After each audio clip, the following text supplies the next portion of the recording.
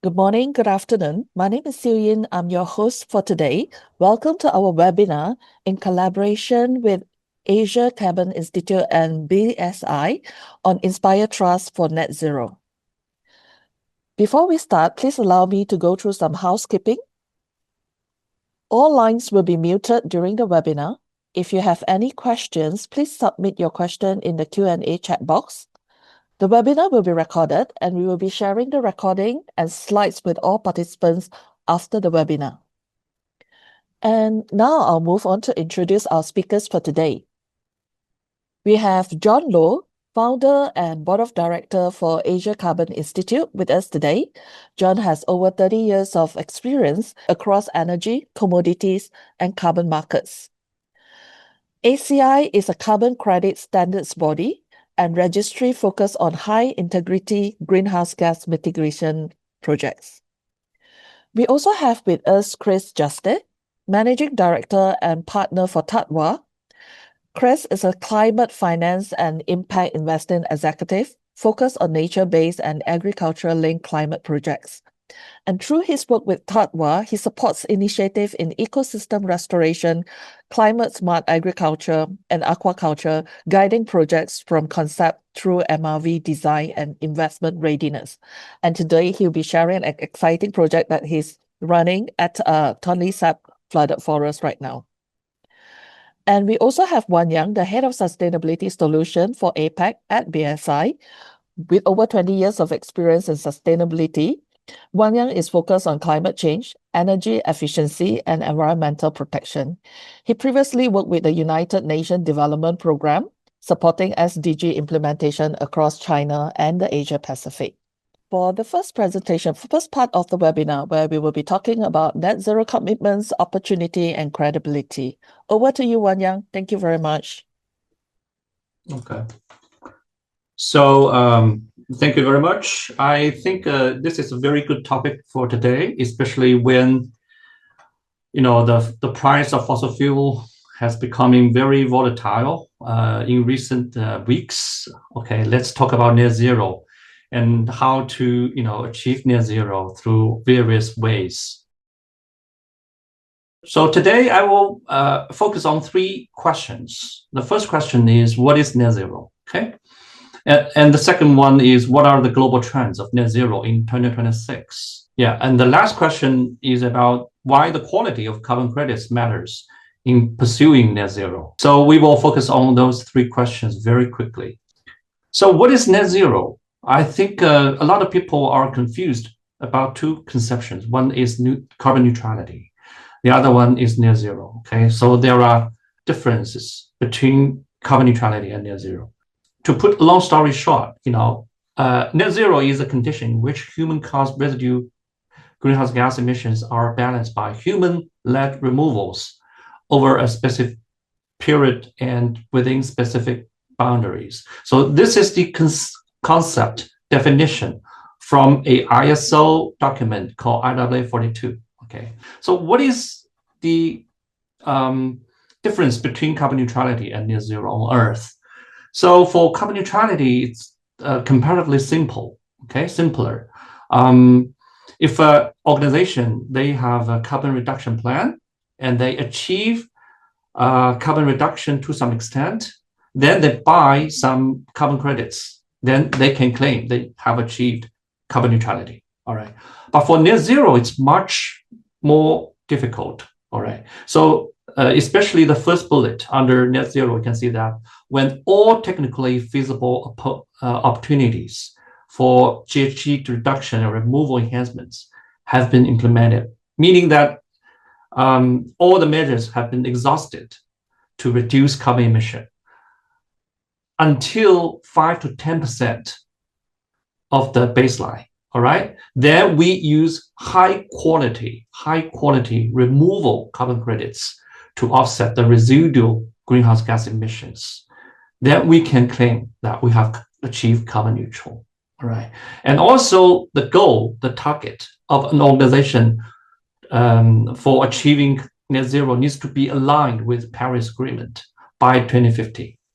So this is net zero. so you can see that a lot of companies, multinational companies, their target year is either 2050, 2045. It's basically at least 10 or 20 or even longer years away, because it's a more challenging target to be achieved.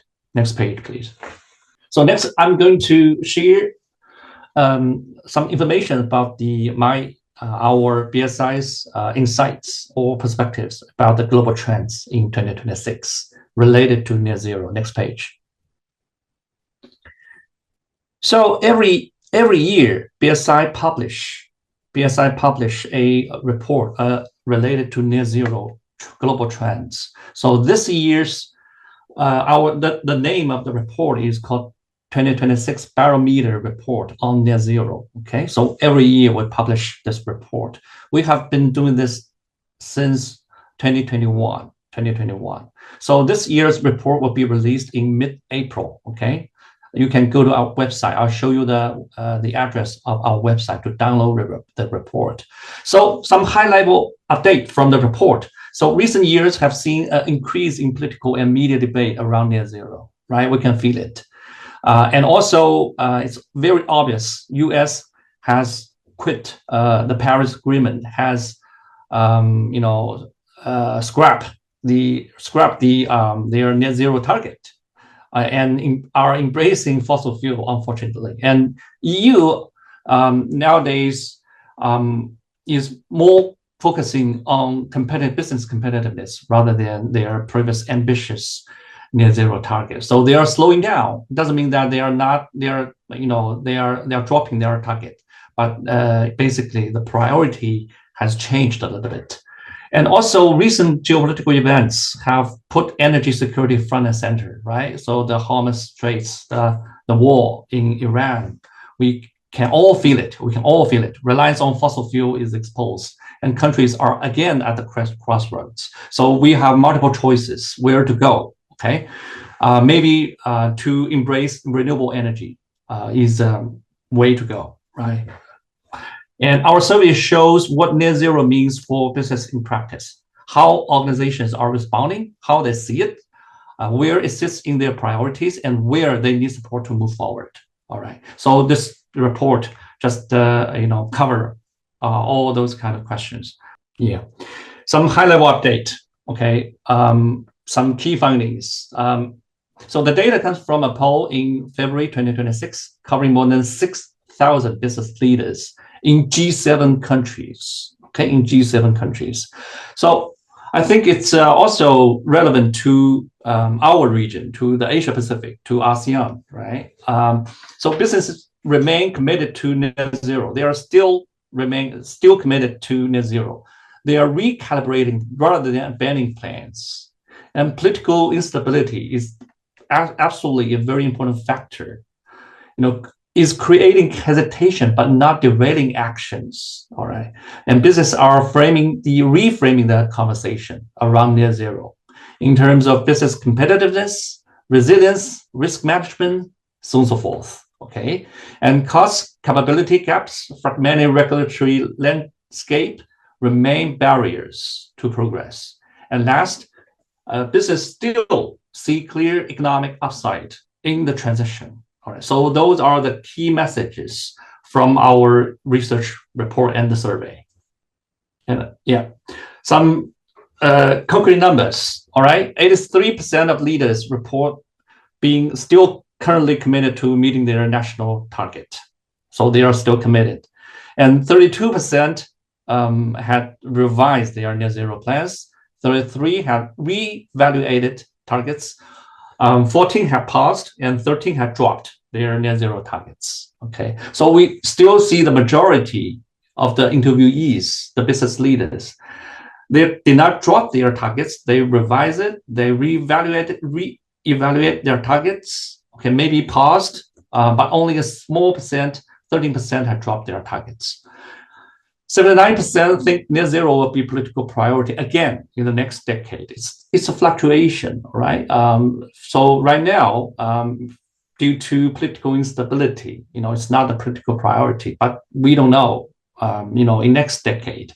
So are continuing to work towards it. all right? Because climate change, sustainability, I think that's the eternal topic for all human beings, to think about. And climate coding, 61% said their businesses have changed how it communicates around net zero in response to climate skepticism. All right, they changed the narrative. And barriers to action, 26% cited cost as a barrier, the most common. Okay, and resilience, 75% say their net zero efforts are important for future business resilience. Okay, some other numbers for your reference. Okay, all right. So 38% are confident they expect to increase investment in net zero in the next year. Okay, while just 25 expect a reduction. All right, I think I will skip all the specific numbers over here due to time, due to the reason of time. I don't have to. I think we will share the slides with the participants later, so you can have a look at it. Also, I will encourage you to go to our website to download our report. Our 2026 report will be published, I think, next week, so that you can download the fresh baked report and do some research, dig out the data just by yourself. All right. The key message is that political instability is the key factor to disrupt our efforts of human being towards net zero. But still, majority of the business, they are still committed. They are still increasing their investment in net zero. All right, but they will change their revise their narrative. For example, they will reframe net zero as a core resilience strategy and bring finance department into the conversation, basically to convince the stakeholders that in order to achieve net zero, it will help the organizations, the companies become more resilient and build climate adaptation into business planning and design politics-proof roadmaps and consider internal capacity and seek support where needed. All right. So I will skip over here. I think the message is very clear. So net zero is still a very important topic for us to discuss today. All right. So here is the link, the links to our website where you can download the resources from BSI. And next page. All right, the last, I will very quickly share with you why the quality of carbon credits matters. All right, this is a clause from IW48. As I said, IW48 is ISO net zero guideline. So you can see that in order to achieve net zero, the organization need to counterbalance the residual emission. So through high quality removals in the value chain or removal-based offsets, all right? So removal-based high quality, those are the keywords. And avoided emissions are not accepted. Should not use offsets to achieve interim targets, and carbon credits need to meet a set of criteria, such as additionality, verified by third party, no double counting, so on and so forth. There are also requirements for organizations to use credits. There are also some requirements for the carbon crediting programs. Hannah, next page. Right, those are some criteria requirements for the carbon crediting programs, like like VCS, Gold Standard, and ACI. Those are the carbon crediting programs. Okay, so in order for a organization to achieve carbon neutrality or net zero, they need to purchase carbon credits from those carbon crediting programs. So I just there are a lot of details over here. For example, entities must source their carbon credits from carbon crediting programs that have transparent and publicly held information. So that's one criteria. There are multiple criteria for those programs to be qualified. Okay. Since 2021, the international community created two mechanisms, two initiatives. One from the supply side is called ICVCM. Okay.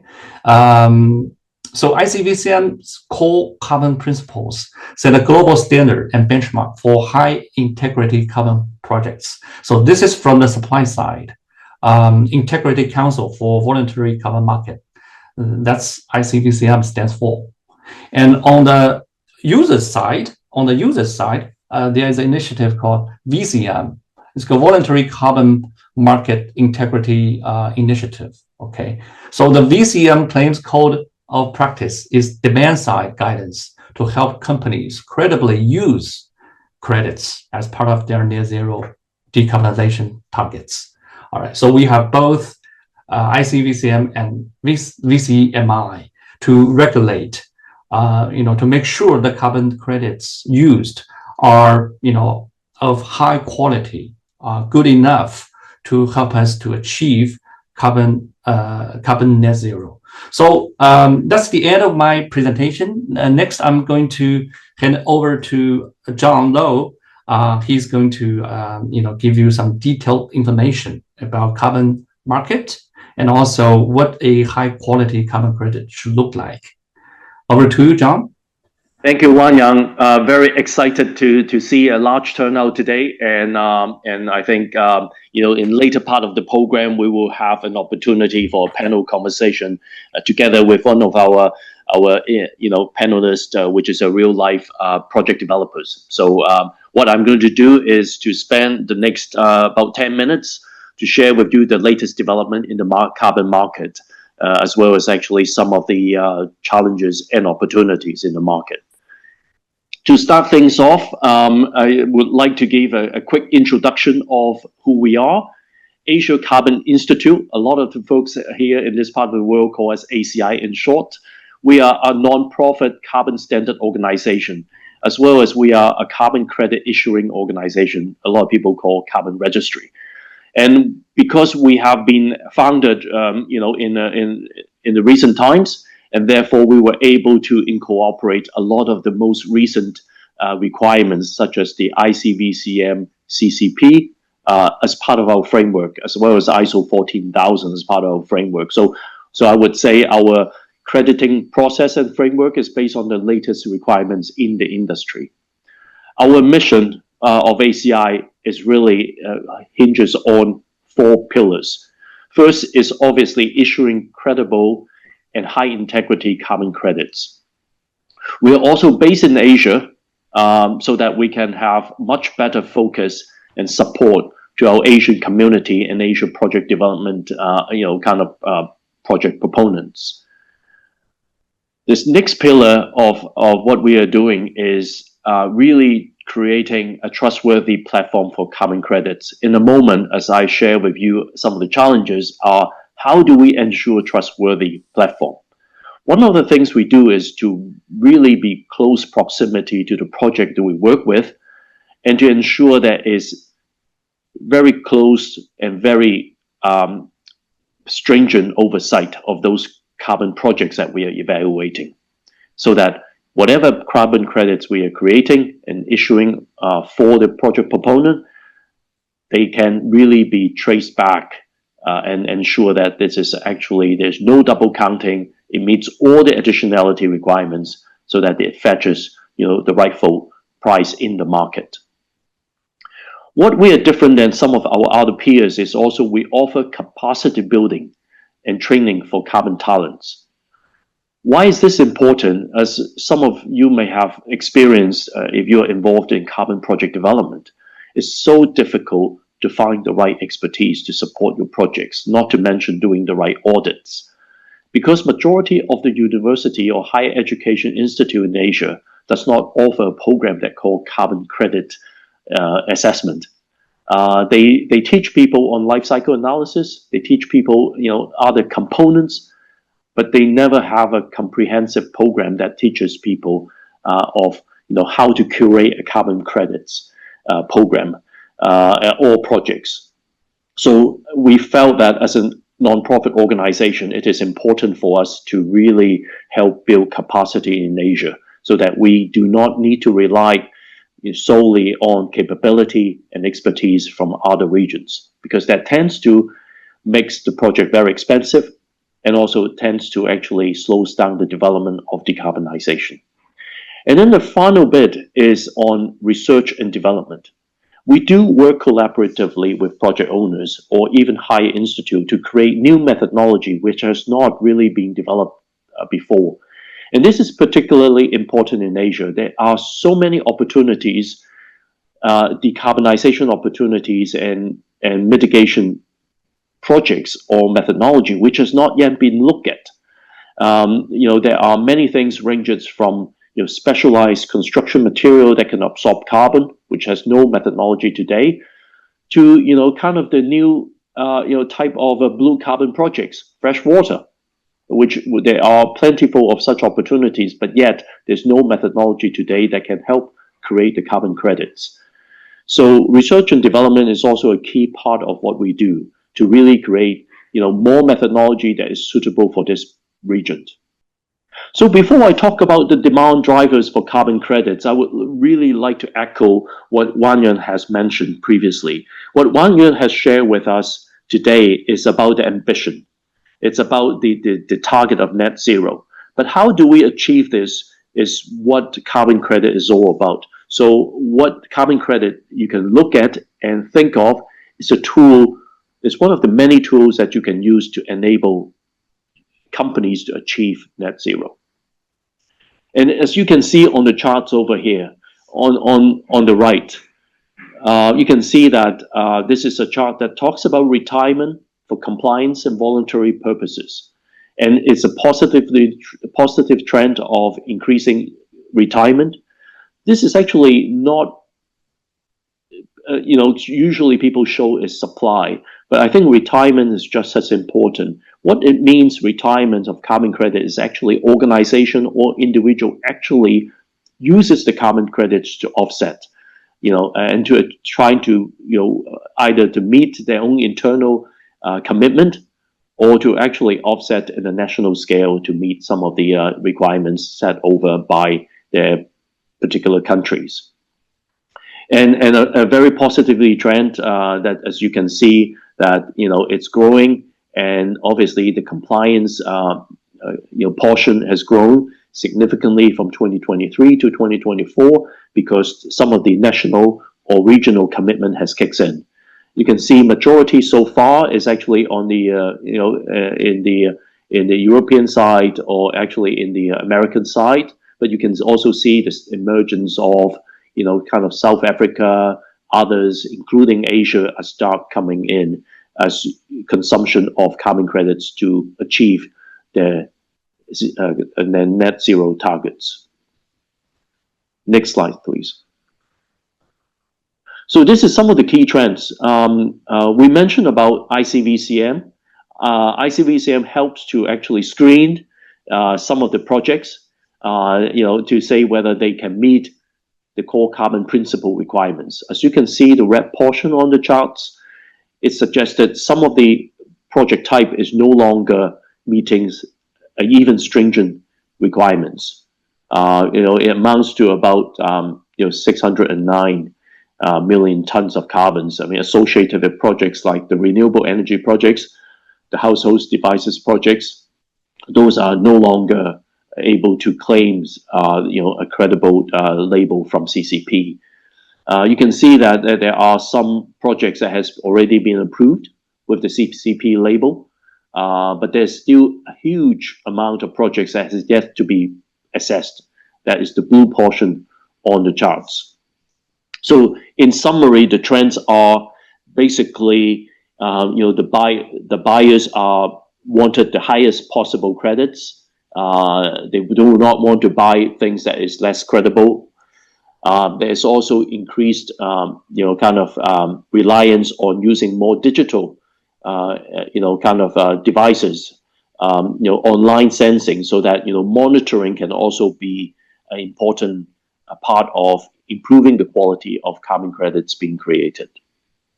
And we call digital MRV in this sector. So where are the opportunities? And I do see huge opportunities of carbon credits being generated and being used in Asia. And already for the last couple of years, we can see expansion of investments related in carbon credits and carbon credit generating projects. We see different type of project types are being developed in Asia in a much more proactive ways. Ranges from, again, avoid deforestation, afforestation, to high-tech type of projects like direct air capture, specialized materials that can, capture carbon, and so on. We have also seen, emergence of audits and verifier being springing up in many parts of Asia, as well as actually they are also equipping themselves with the right expertise to offer consultancy, to project developers or even project owners who doesn't really have the internal capability. We also see that trading has started happening. So the likes of Climate Impact X exchange platform in Singapore, and also Core Climates, one of the other carbon credit exchange platforms, are also actively working to make sure price discovery and trading of carbon credits are thriving in this region, and those are really important channel as opposed to just a bilateral trade, or what we call OTC trades outside of the markets. Of course, there's many challenges. We talked about opportunities. We should not shy away from the challenges. I have also took some of the news clippings recently. As you can see, one of the Singapore newspaper, the Straits Times, talks about the lack of talents. I also mentioned that, and this is actually a common theme that come through from a lot of the conversation I had with project developers and project owners. They don't really know who to talk to, and internally they do not have the skill set to do carbon projects, not to mention buying the right type of carbon credits for their own organization. So it has been talked about a lot. Lack of talents is really a big impedance for this market to develop. Other big concerns, and also it's actually aligned with the poll questions that we have earlier, it's about quality. How do we ensure the type of carbon credits, or even for investors, invest in the right projects?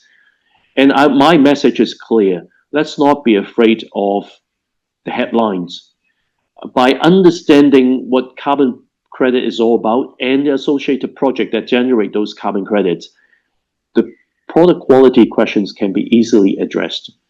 And I think for the past many years, I think people fall into the product quality trap was because they just buy that piece of carbon reduction certificate, we call carbon credits, without really understanding it, and also without being part of that project.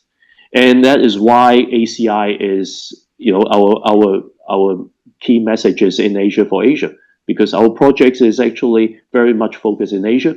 If a project developer or even buyers who wants to actually see for the project, it is easily accessible. They can also, with the permission of the project developer, be part of that project. So you kind of have a bit more ownership of the project, and also internally train your capability to understand what you're buying. And this is very important, and not to be afraid of just the quality issues highlighted in many of the article headlines, but be part of it. And it's not that difficult. So I would also like to use this opportunity to announce collaborations between ACI and BSI, which is our launch of a carbon crediting program training. So it's a 2-day course that we are offering, which will help equip people who want to understand what carbon credit is actually means, and also actually what and how to distinguish between good credits versus one that is less of integrity. The program is designed at this stage to allow much broader audience, so it will be suitable for sustainability leaders like ESG professional or sustainability managers, companies who want to build that internal capability. After attending the course, you should have sufficient knowledge to really understand carbon credit and what it is all about. It's also suitable with the technical experts like the carbon auditors, verifier, and project developers, because it talks about some of the latest trend and development, like the usage of digital MRV, and also application of the real-time measuring devices. How do we incorporate those technology to make your project more credible, and actually even monitoring the project on real-time basis? And obviously, for the finance and policy professionals, I think it is important, because we have already seen carbon credit are being used as blended finance. Carbon credit is also being talked about to be used for real world assets, WRA. So without understanding what's the underlying, it is very important and challenging for financing professional to use it as, financial instruments. So, this particular course will also address some of those, concerns, and also gives some of the fundamental basics of, what carbon credit is all about and how, one can look at it as a commodity for the future. So the program effectively give an outline on the carbon market. It talks about, how a carbon credit organization like ACI and many others look at carbon credits. We will teach about additionality and what it is and what it is not. We will also describe, the different steps of a carbon crediting process from, project design document to independent verification to the public consultation process, and then all the way to how credits are being sold to the end buyer. And then the last two, we talks about some of the future trends like the Article 6 of Paris Agreement, as well as some of the technology space, which is actually very suitable and opportunities that may yet have been discovered in Asia. Because as I mentioned, there is plenty of opportunity in Asia, which is unique. We just need to actually explore them and try them. So I mentioned about the cost, and this is a very simple way of registering for the cost. I mean, there's a simple QR code. I will be hosting and conducting the course first in Hong Kong between 4th and 5th of May. And the other course that we will be doing is in Singapore on the 12th and 13th of May. Both of the courses will be face-to-face, and there are alternative options for hybrids. If you're interested, feel free to scan the QR code and find out more of those information. And also, we will be sharing this information later on in the presentation as well. Okay, so we're going to move very quickly to part 3 and then our panel conversation. We are very fortunate that we are able to invite Chris Justice, who is one of the project developer I talked about. We do have many projects in Asia, and hopefully Chris will be able to share with us some of the pain points and opportunities, for his project. So without further ado, let me pass to Chris. Over to you. Very nice to meet everyone. Thank you for taking the time to be a part of this this seminar, really to understand what carbon credits and what net zero really is all about. And we're delighted as TATFA to be a part of this. We can go to the next slide if you like. But TATFA is a project developer, and we are building a portfolio of high impact, investable, nature-based, and regenerative economy projects across Southeast Asia and South Asia. We like to focus on SME-led models that really strengthen climate resilience and community livelihoods, especially in underserved areas like regenerative agriculture, coastal restoration, and nature-based solutions. Our current projects include the one I'm going to talk about today, which is a landscape scale, fresh water, flooded forest restoration project in Cambodia. And then we also are working on other projects, including coastal-based mangrove restoration and regenerative rice and impact credits also in Cambodia. So what is our project? Our project is the Tonle Sap Reforestation and Livelihood Initiative. I don't know how many people are familiar with the Tonle Sap in Cambodia, but it is a UNESCO Biosphere Reserve, and it's the world's largest flood pulse lake. During the rainy season, it expands 5 times its size from the dry season. And that really absorbs the excess flow from the Mekong River into the Tonle Sap Lake. If it weren't for the Tonle Sap Lake, the Mekong Delta in Vietnam would pretty much be underwater for a large part of the year. It is the most productive inland fishery globally. It's got rare and endangered species and has huge important biodiversity elements. It also supports almost 5 million people's livelihoods in Cambodia.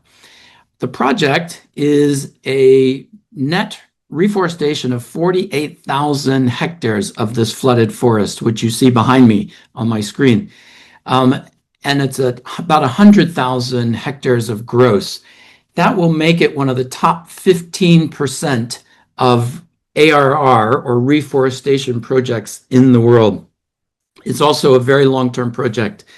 It's 20 years of replanting and then 40 years of monitoring the replanting. So how does it work as a project developer, or as when you're looking at projects to evaluate or potentially invest in or even model? We really focus on 4 categories. The first is nature and nature-based solutions. The key components of this are permanence and biodiversity co-benefits. Our project in particular will remove about 7 million tons of CO2 equivalent over its lifetime. And that's a very large-scale project. It also has tremendous impact on biodiversity, water management systems, water protection, soil protection, and remediation, and other things.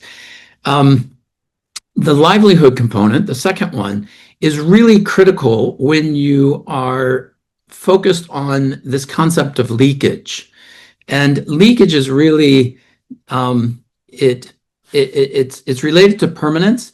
If you don't have a good framework for ensuring that the carbon that is being sequestered or stored will remain stored, then you have this thing called leakage, and that actually impacts the validation, the verification, and value of potential carbon credits. So how do you mitigate leakage? Mainly, the way that we look at it is by enhancing local livelihoods for communities. And this project in particular will do that through improved aquaculture and agriculture methodologies. And that prevention, that improving of community livelihoods prevents future deforestation. The third piece is really governance. Really important to ensure that you have stakeholder alignment across government, NGOs that could be supporting the project, the local operating project execution teams, so that you don't encounter significant roadblocks or issues in delivering and executing on the project. And because you aim to pre-sell, if your credits are very high quality with, as John was mentioning, digital measurement, reporting, verification, if you have that high quality, high integrity, and highly valid DMRV, then you can potentially do pre-sales of these carbon credits for the voluntary carbon market. The other piece that's important to align with governments is the balance between what percentage of the credits will go to the Article 6 compliance market and what will go to the voluntary carbon markets, which really is the main way that you fund these kinds of projects. And the projects require blended finance and blended funding. That includes philanthropic, that includes grants, impact capital, green bonds. I was in Cambodia last week talking with government and banks around issuance of green bonds to help support this project. And of course, the pre-sale of high quality carbon credits. So some of the keys that we focus on, the key components, among many important factors, as John was mentioning, the measurement, reporting, and verification, and the verification that ACI provides as part of this are really critical to ensure credibility and therefore value. The other piece that we feel is really critical is the community livelihoods and operations piece. The community livelihoods value, or that economic value, includes the planting of the seedling nurseries, the planting labor, training, the monitoring and securing the forest in future, as well as the enhancements in rice and aquaculture programs that we're going to be deploying. Next slide. This this just is a high-level summary of what drives higher credit values. Again, as John was saying, high integrity, co-benefits, iconic ecosystems, strong buyers, and scarcity. We have already received some very interesting questions in the Q&A chat box, so I'll start with those. But we have also received some other questions prior to the webinar, which we will also discuss. So I think the first question we see in the Q&A chat box is, we have a question from Ben. He's interested in developing a methodology to achieve a net zero sustainable agricultural platform in Vietnam and in Southeast Asia. And their teams involve financial and technologies and agriculturalists. So they're looking at how they can partner with ACI and BSI to move forward. We can definitely reach out to Ben for more discussion, but maybe at a very high level, maybe John can come in and respond to this question to see how we can first kickstart the process of this collaboration. Yeah, first of all, I mean, like, really great to hear from Ben and his questions about like starting a new methodology. It is exactly what we need. There are so many projects and opportunities in Asia that has yet to have a methodology. So creating a methodology is what we do, as part of the carbon crediting process in ACI. So very happy to link up with Ben and see how we can support them. What I would like to say is, ACI as a standard organization, we have made all our manuals and system framework methodology transparent. So you can go to our website and download and really look at our additionality requirements and some of those requirements to make sure your project has on a high level meets at minimum additionality requirements before jumping in. And if you are professional and experienced in this area, you don't have to do that because we all follow a very similar framework.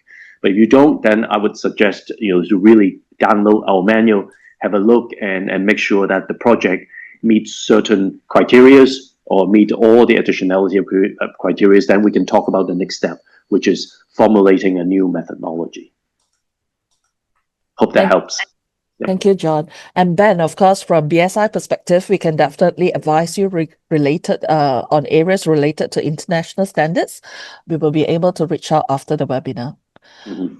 The next question is to John as well. Is there a newer type of technology on renewable energy other than solar, turbine, and freshwater? Just wondering whether there's any evolution updates. Yeah, the latest trend for the last couple of years is actually a lot of the renewable energy projects are no longer deemed additional. But it's not 100%. There are countries perhaps or special locations where carbon credit financing still makes sense because basically nobody would invest in those projects unless there's support from carbon credits. That could be, kind of the location. That could be, many other reasons. So I wouldn't say that there's no renewable projects that is deemed worthy for carbon credits, but majority of projects we see today may not meet the additionality requirements. So the questions about are there any newer stuff? Yes, we have been approached by several startups. Really new advanced technology of using kind of solar panel in a different ways, which is very expensive. It's almost prohibitive in terms of any business owner who wants to install a solar panel. Why would they buy that new technology? That may in itself be able to meet the additionality requirements. So very happy to understand more. But I think we do see that renewable is not an absolute no, but you have to really understand the additionality, whether it meets those criteria before it can be a credible carbon project. Can I add a point? Yes, please. Yes. So for new technologies like green hydrogen, green ammonia, currently it's not commercially viable. for large scale. So if we can create a project, attract, investment, make it more commercially viable, I think that's a very typical good, project for carbon credits. Just give 2 examples. There could be a number of others. Yes. Thank you. Thank you, Wan Yang. In fact, this is a segue to one of the questions we received earlier prior to the webinar. There is always a challenge managing profitability while considering investment on sustainability initiative. So how would you suggest business leader balance their effort, like balance profitability and sustainability? Just now you did mention, for example, they need to make their initiative more commercial viable. But there are a lot of challenges. Maybe you can give some tips or some ideas about how we can balance that. Yeah, perhaps I think. Yep, go ahead, Wan Yang. Then we'll move to John. Yeah. Okay. So I think first of all, to balance, that's a real thing. But in theory, in principle, we hope there is no such kind of balance in future, because actually they're cross-fertilize one another. For example, if you, in the process of achieving your net zero, actually can bring you more, economic benefits instead of vice versa. Okay. So for example, it will make you in a better position to get more contracts from your buyers, from your especially international buyers. Nowadays, a lot of international top brands, they have requirements for their suppliers to achieve net zero, to use more renewables, to be more ESG, have better ESG performance, so on and so forth. That's one aspect. The other aspect, you can get, cheaper, more inexpensive loans, financing from banks, from banking institutions. Thirdly, when you are bidding for international, project, if your, for example, product has a lower emission, carbon emission, probably you can have a higher score to probably can help you get the contract from international bidding. So those are some concrete examples which help you to understand that net zero actually is not contradictory to your economic benefits. I think as leadership, you need to think it through and make sure, your business model in future could be closely linked to the overall, direction to net zero. Thank you, Wan Yang. John, do you have anything to add before I move on to the next just very question? quickly. I think a lot of people today still see this as a carbon commitment, net zero commitment as a cost. But actually, we've seen, obviously started in Europe, Americas, and actually starting in Asia, that investment funds are actually investing in carbon projects. So the outcome or output is actually a carbon credits that they can sow and justify the project. So it's not just a risk to businesses, but it's also an opportunities to many others. And increasingly, I've been approached by investment firms. They would like to understand more about how to use carbon credits as a form of income, either for offset of their own carbon footprint or actually use it as a real revenue generator for the future. One last point I want to add Yes, is the current war has made the price of oil and gas rocket high. So if you switch to renewables, switch to EVs earlier, then you can save the cost. So that's a very obvious, driver for you to pursue net zero or sustainability. Talking about benefits, we have a question for Chris based on his real life project, right? Does the money from the sale of Tonle Sap credits flow back to the rice farmer, the workers? In other words, do the people who are actually doing the restoration work benefit from the sale of this credit? Yeah, that's an excellent question, and actually, it's a key component to any carbon project, and that is the percentage of the value from the carbon credits that stays in country, that funds the economic development and livelihoods of the local communities. And in our case, we have modeled it so that it provides over $2 billion worth of economic value and benefit to the local communities. Reforestation is part of that, but then the enhancement of agriculture and aquaculture, plus the jobs that are created from planting, from monitoring, are included in that as well. And so that's a very important component. And the way to structure a successful project is to cover your costs of the project through, philanthropic capital plus NGO or government contributions and the sale of the carbon credits, but allowing as much as possible to stay in country for the benefit of local communities. Thank you, Chris. I have a question. Again, this is received prior to the webinar. So we all talk about carbon credits, but I think the big question is, how would laymen like us know where to access available carbon credits? Like ACI, how do you actually identify potential buyers for carbon credits? Yeah, I know it's actually at the top of the hours, but let me just quickly answer this question. I think, obviously credible channels like the CIX in Singapore and also called Climate, those are exchange platform, which you can access a lot of international buyers. But what we have seen is also through training classes, ecosystem, kind of events, carbon credit events. I mean, there are like natural buyers. Be there and kind of hunt for projects and even credible carbon credits. So there are many channels. Very happy to share offline with participants and how to really talk about the buy side interest. There's also initiatives by various local governments to create a buyers club concept. So again, very happy to share offline with the participants. We still have a lot of questions, and I know we are at the top of the hour. So what we intend to do is compile all the questions, responses from all our speakers. We'll build a FAQ document, and we can share back after the webinar with all our participants. So again, just a reminder, there are training programs available. You can screenshot or scan the QR code for more information, or reach out to us if you have questions. There are phone numbers and email addresses.